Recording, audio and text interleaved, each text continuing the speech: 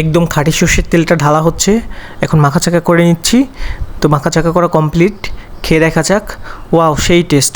Hello everyone, কি অবস্থা সবার, কেমন আছেন সবাই? আজ দোকান থেকে বাড়িতে আসার পরে আমাদের রুমে দেখতে পাচ্ছিলাম যে কয়েকটা ডিম রাখা আছে। হঠাৎ মাথায় আসলো যে ডিম ভর্তা করা যাক আজকে। তো বন্ধুরা দেখতে পাচ্ছেন ডিম সেদ্ধ হয়ে গেছে, আমার ওয়াইফ চলতেছে।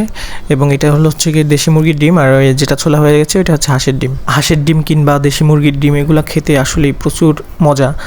কিংবা ফার্মের যে মুরগির ডিমগুলো আছে ওগুলো খেতে কেমন যেন ভালো লাগে না, দেশি সব কিছুই খেতে ভালো লাগে।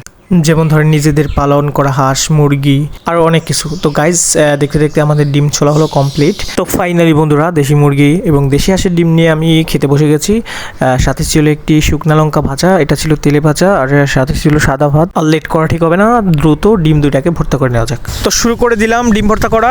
তো বন্ধুরা একটা কথা কি, নতুন ইউটিউব চ্যানেল খুলেছি, আপনাদের সাপোর্ট ছাড়া আগানো সম্ভব নয়। আমার ইউটিউব চ্যানেলে সাবস্ক্রাইবারের সংখ্যা আছে 53 জন। এই কয়দিনে যে 53 জন সাবস্ক্রাইবার হয়েছে, এতে আমি অনেক খুশি, আসলে বলে বোঝাতে পারবো না।